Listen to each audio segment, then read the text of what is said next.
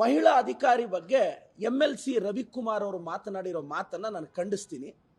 ನಾನು MLC ರವಿಕುಮಾರ್ ಅವ್ರ behaviour ನೋಡ್ತಿದ್ರೆ, ನಾನು ಬಯಾಲಜಿ ಟೀಚರ್ ಆಗಿ MLC ರವಿಕುಮಾರ್ ಅವ್ರಿಗೆ ನಾಯಿಗೆ ಬರುವ 3 ಕಾಯಿಲೆಗಳಿಗೆ ಬಂದಿದೆ ಅಂತ ನನಗೆ ಅನಿಸ್ತಿದೆ. ಮೊದಲನೇ ಕಾಯಿಲೆ ಹೆಸರು ಕ್ಯಾನೈನ್ ಡಿಸ್ಟೆಂಪರ್ ಅಂತ, ಅಂದರೆ ಸುಮ್ಮನೆ ಬೊಗಳೋದು, ಅದು ರವಿಕುಮಾರ್ ಅವ್ರಿಗೆ ಆ ಕಾಯಿಲೆ ಬಂದಿದೆ. ಎರಡನೇ ಕಾಯಿಲೆ ರವಿಕುಮಾರ್ ಅವ್ರಿಗೆ ಬಂದಿರೋದು ರೇಬೀಸ್ ಕಾಯಿಲೆ. ರೇಬೀಸ್ ಸಿಂಪ್ಟಮ್ ಏನು ಗೊತ್ತಾ? ಮೆಂಟಲ್ ಕನ್ಫ್ಯೂಷನ್, ಸುಮ್ಮನೆ ಕೋಪ ಮಾಡ್ಕೊಳ್ಳೋದು. ಸೊ ರೇಬೀಸು ರವಿಕುಮಾರ್ ಅವ್ರಿಗೆ ಬಂದಿದೆ ಅಂತ. ಮೂರನೇದು ಪಾರ್ವೋ ವೈರಸ್ ಅಂತ, ಇದು ನಾಯಿಗೆ ಬರೋ ಕಾಯಿಲೆ. ಇದ್ರ ವಿಶೇಷತೆ ಏನು ಗೊತ್ತಾ? ಒಂದು ನಾಯಿ ಇನ್ನೊಂದು ನಾಯಿಗೆ ವೈರಸ್ನ ಹರಡುತ್ತೆ. ಮೋಸ್ಟ್ಲಿ ನಮ್ಮ ರವಿಕುಮಾರ್ ಅವರು ಈ ವೈರಸ್ನ ಎಲ್ಲೋ ಛಲವಾದಿ ಅಣ್ಣನಿಗೂ ಹಬ್ಬಿಸ್ಬಿಟ್ಟಿದ್ದಾರೆ ಅಂತ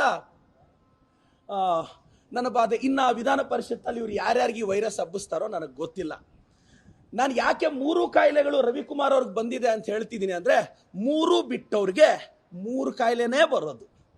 MLC ರವಿಕುಮಾರ್ ಅಣ್ಣ ಅವರೇ ಹೀಗಂತ ಜನ ಅಲ್ಲೆಲ್ಲೋ ಮಾತಾಡ್ತಿದ್ರು. ನಾನು ಹೇಳಿದೆ, ನೋಡಪ್ಪ MLC ಅವರು ರವಿಕುಮಾರ್ ಅವರು ಅವ್ರು ಮಾತಾಡ್ದಂಗೆ ನಾವು ಮಾತಾಡೋದು ಸರಿ ಇಲ್ಲ.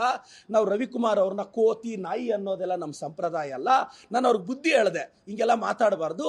ಸೊ ನಾನು ಅಂದಿದ್ದಲ್ಲ,